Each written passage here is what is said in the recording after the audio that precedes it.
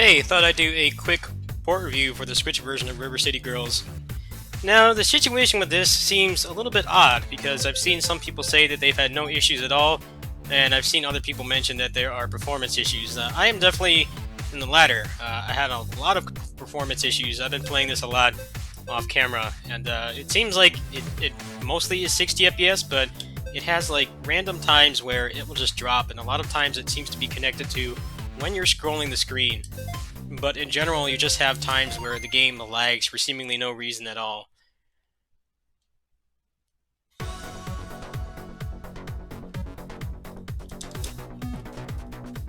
Like you can see right now, it's already a little bit choppy, and then when I start fighting, it's going to get worse.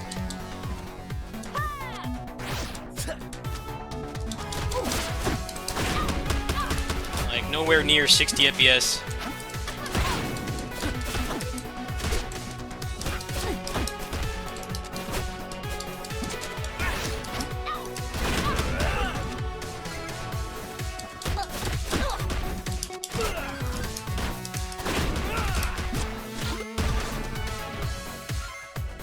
Now, it seems like when you go to smaller areas that it gets a little bit better, but I'm not exactly sure how this game is even taxing the Switch to begin with.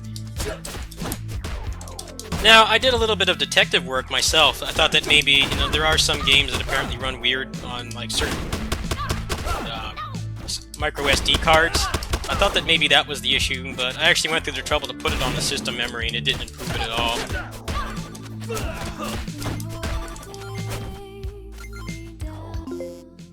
Other than that, there's not really, I haven't noticed any kind of loading issues. I have seen some people mention loading issues. For me, it's mostly just been the performance is not anywhere near as, like, good as it should be. I mean, this game shouldn't be taxing the Switch at all, but maybe it's just poorly optimized. The game will also start very loud, like the other versions of the game, so you definitely want to go in and turn this down as much as possible. Otherwise, you're going to blow your ears out. I don't know why this game is as loud as it is, but other than that, it's a pretty stable port. The performance isn't that much of an issue, but it does feel like it's kind of unacceptable given the kind of game that this is. It should not be taxing the Switch at all. As you see, yesterday I did a Croiler Sigma port review and overview, and that game has way more going on than this, and it has no issues at all. So hopefully it's something that they'll fix.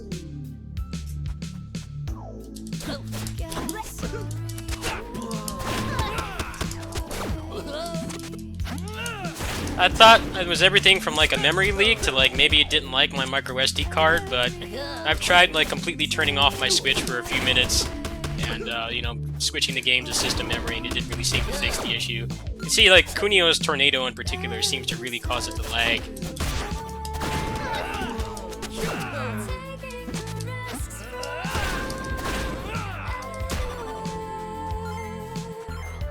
Anyway, that's basically it. I've already covered this game at length. I know people were kind of curious about the Switch version. I have not seen that many people talk about this. It may be something with like certain models of the Switch or something. It wouldn't be the first time something crazy like that has happened with a console port. I'm not really running anything crazy. I don't have custom firmware on this or anything. I'm on the latest firmware, and the game's installed on the system memory, like I said, and none of that really seemed to help. I have seen a couple reviews mention it, but most of them haven't. I'm not even sure if WayForward is aware of it or anything. I remember Wizard of Legend was very much the same way. That game had a ton of performance issues when it launched, and it turned out that it was the game. It was not anybody's switches or configurations of hardware or anything like that. They went ahead and fixed it. The thing in common between this game and Wizard of Legend is that they both run on Unity, so it may just be a Unity issue.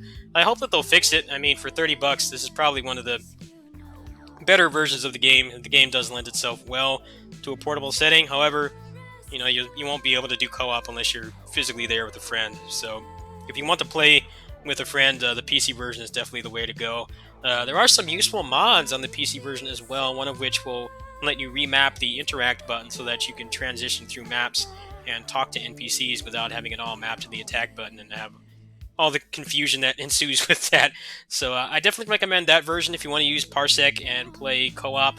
There are some issues with the PC version as well. Apparently if you're running above 60 FPS, certain things like the air throws barely function and the parries as well.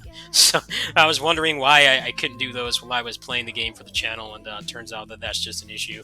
Hopefully those issues will be fixed. I don't know if they're going to be doing any patches for this or not, but if you can get past the sloppy frame rate or choppy frame rate, it definitely is still a good port. I've beaten the game like 4 times on this version, and it hasn't been enough to completely deter me from playing it. But if I do want the more, stable experience, I definitely will be playing it on PC instead. Anyway, that's it. Like I said, I don't really have a lot to say that I haven't said about the game before, but I just wanted to bring this to people's attention because this is the kind of game that you expect to just run perfectly, and unfortunately, that is not the case here. Thanks for watching. Peace.